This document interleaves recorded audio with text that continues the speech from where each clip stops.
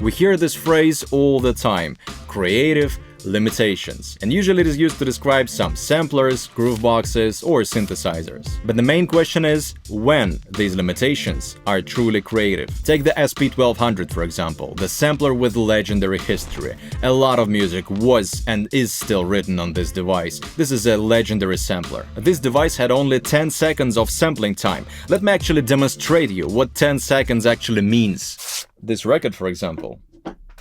I'm using the MPC Live 2, which is uncomparable to SP1200 in terms of specs, not in terms of sound and anything else. So instead of my usual limitation of 10 minutes of sampling time, I will limit myself only to 10 seconds, and I will try to replicate this old school workflow. But we have only 10 seconds, and it's not enough to sample everything. So back in the days, producers would speed up the record, and it would sound like this.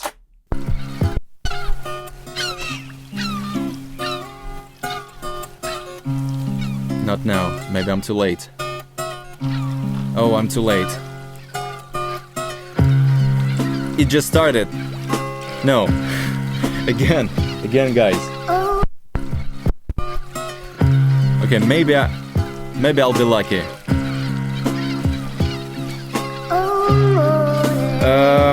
I guess, but it's not perfect. It's not ideal. Let's try.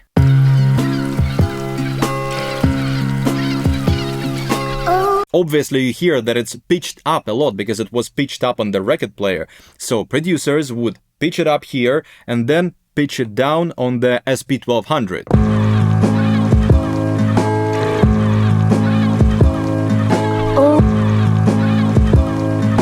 And there was the magic, because when beatmakers lowered the pitch on the SP1200, the sound became crunchy and dusty and dirty, because it wasn't meant to be used like this. But this was exactly the sound that they liked, and that we still enjoy today. That, we put some of that in there, some of that, and then we just...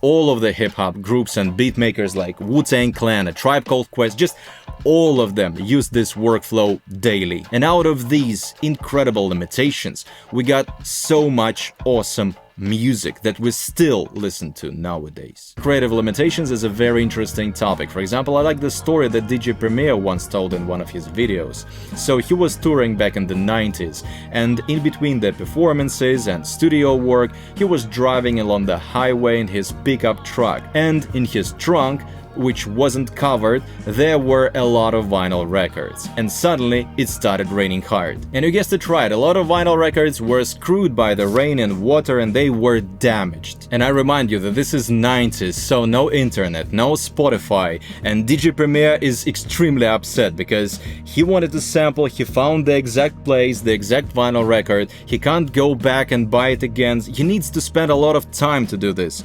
So what they ended up doing, they tried to sample what they had. And the track that they sampled, let me show you. So here is the track, and originally it was supposed to sound like this.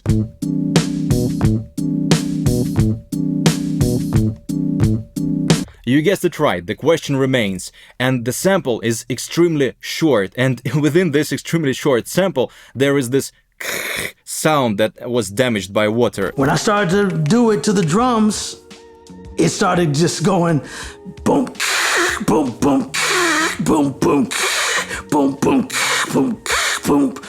You hear all of that. But now as we listen to their track today, we think that it was made intentionally. At least I didn't know it was spoiled by water. I think DJ Premier did something cool again, as he likes doing in most of his tracks. And instead of ditching this project, instead of wasting a lot of time waiting for the new vinyl record and doing something different, he ended up using what he had. And this is an awesome example of creative limitations that sometimes you need to overcome to create something fantastic. So the true creative limitation doesn't hold you back. On the contrary, it inspires you, and your brain starts working differently. Instead of avoiding the problem, you start thinking of how I can overcome this problem and play with this problem. And there is a phrase that I like: less is more. So why does the brain work better under constraints? When you don't have unlimited options, your mind enters the focus mode. When you're limited in tools and in time, that triggers creativity. You have no other choice but to invent something new. This activates divergent thinking, your ability to find unusual, original solutions. You've probably noticed it yourself that some of your best beats, some of your best tracks were made when somebody was waiting for you outside, you needed to rush somewhere, some colleagues were texting you, somebody's calling, the wife is saying something, and you are in this deep focus mode, and the track that you built within these 15 minutes under pressure ends up being much better than the track that you built relaxed sitting in the studio with a cup of coffee, nothing to worry about. And quite often this is actually true. But why? Because you were in deep concentration, in this focus mode, outside your comfort zone. And that sparks creativity. But let's go back to the gear, because nowadays a lot of modern manufacturers, when they produce some samplers, groove boxes, and synthesizers, they like using this phrase, creative limitations. We released a new $500 device that can do nothing. Creative limitations. Only 4 tracks on our groove box? That's for your inspiration. There is no proper expert or stemming out your tracks? You don't understand.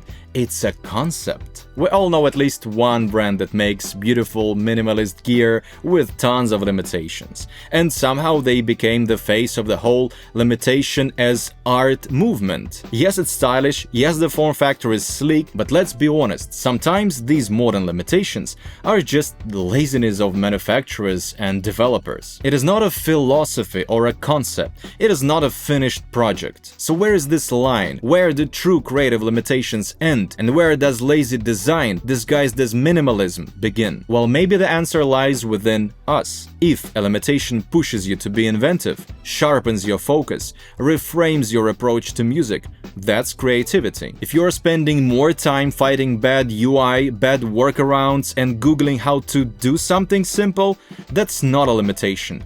That's a bug, not a feature. It's not about how many tracks you get, or how much RAM is inside, or which brand makes it. What matters is, does this process inspire you? That's why we enjoy working with limited gear like MPC, SP404, OP1, or if you are a millionaire with SP1200, because we like this feeling of having not everything possible in this world at our fingertips. If you have this feeling when you work with some gear, this device is for you. Especially nowadays it's quite relevant, because even the cheapest MacBook can do absolutely everything. I mean it, absolutely everything, not only in terms of music. So instead of scrolling through unlimited VST plugins or something else, we are forcing to limit ourselves to creativity, to music, to inspiration, and not endless possibilities. And when it's endless, it's actually nothing. I know this is a very interesting topic, so please write in the comments what is your approach to this creative limitations topic and what actually inspires you. And I'll see you in these videos or in some other video in the nearest future. Bye.